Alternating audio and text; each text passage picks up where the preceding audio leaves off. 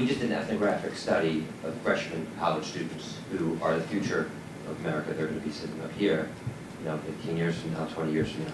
And none of them, literally none of them have TVs in their dorm rooms. So, 5 years ago, freshmen had TVs in their dorm rooms. So my point is that analysis is more about the medium. Generally speaking, TV is obviously going away, but content consumption is not going away. Just the method in which the content is delivered is rapidly changing, and that's going to shift the dollars, but ultimately the dollars are still going to follow people who can create great content and engage audiences with it.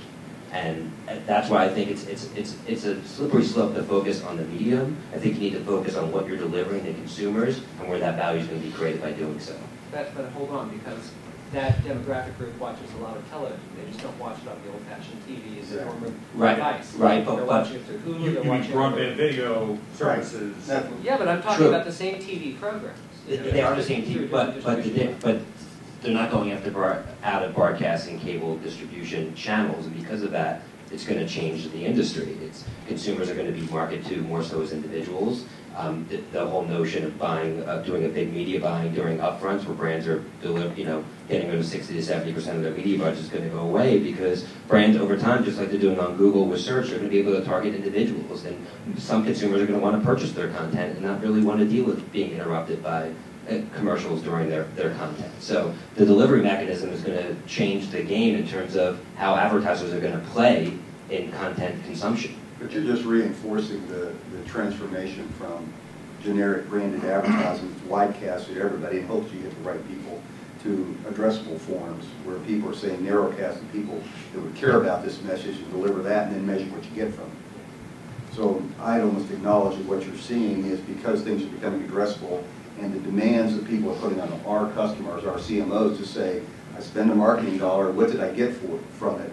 And what I get from it is not the surrogates of click-through rates or Nielsen panels,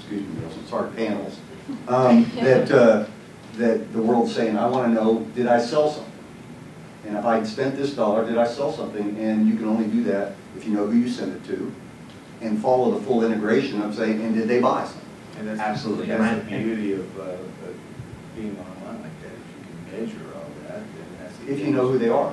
And are they coming back and buying again? I mean, that's what we keep hearing. It's not just the first time you got to buy. It's am I building a relationship, a long-term relationship with this client? Are they coming back on a regular basis and spending more? And I think that's what gets real interesting with the brands that we work with is just, how do you engage that customer, for the long term? And that's where brands have to come up with good content themselves. It's one thing to have a Facebook page with 9 million followers that Skittles has, but what are you telling these people every day that's going to get them to keep you in their news feed and get them to keep you coming back to your page? And I think that's where the real opportunities are. Well, so this conversation I started off by saying television, and then we went down the line, and it turned into a conversation about digital. And I think that was the point I was trying to make, is that television and digital, obviously convergence is happening. It's no surprise to anyone. So the analysis of traditional media, television is obviously still the 800-pound gorilla, or at least today, maybe not tomorrow.